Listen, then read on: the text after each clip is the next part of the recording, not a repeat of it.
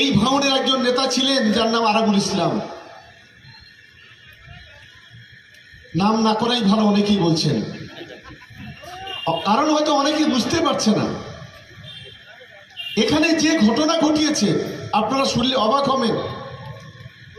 আমার কাছে গত পরশুদিন 1,30,00,000 টাকার একটা চিঠি এসছে, কয়েকটা চিঠি।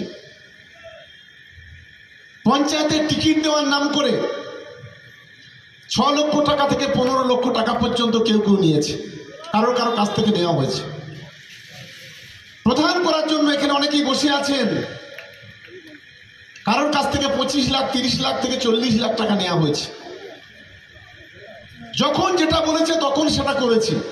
আমি তো জানি না তখন ভাঙড়ের এই ভৌগোলিক অবস্থান, মাত্র 1 মাস এসেছি, কি করে বুঝবো?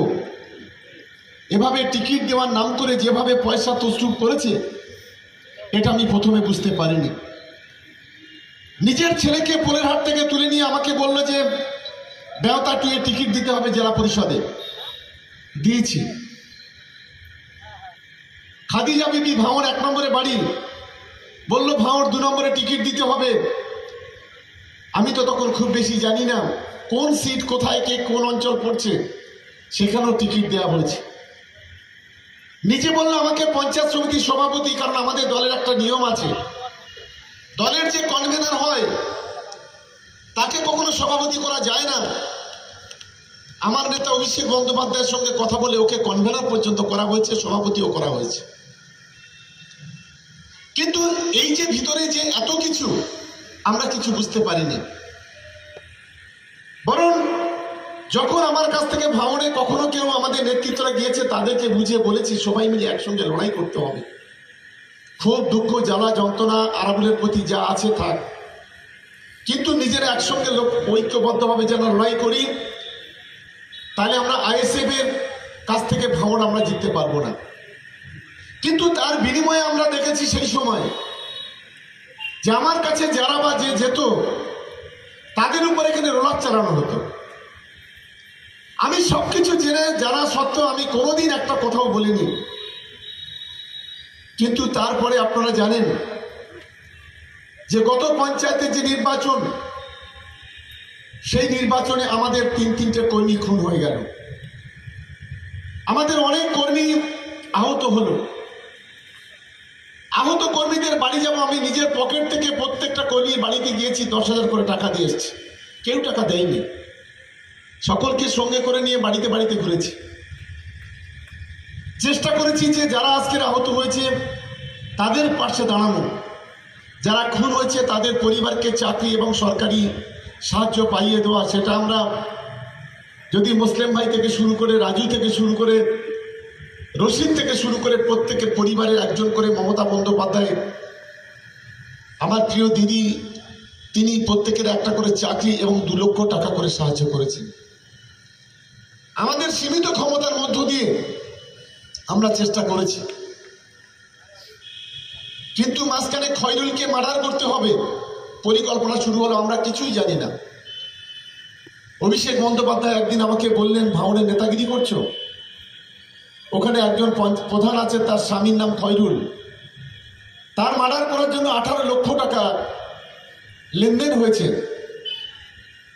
তুমি যে আরাবুল করো, সে আরাবুলেই এই ঘটনার মূল নায়ক, ওটা আমার উপর ছেড়ে দাও।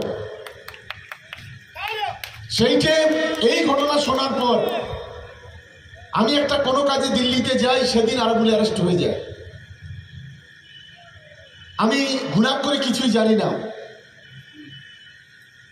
তারপরে আপনারা জানেন লোকসভা নির্বাচনও সেখানে সাবতোষ করা হয়েছে।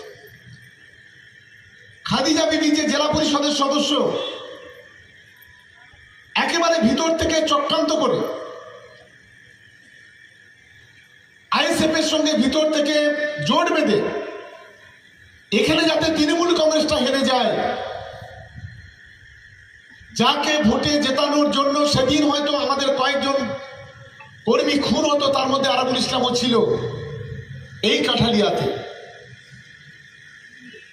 সেই খাদিজা দলের সঙ্গে গাদ্দারি শুরু করলো।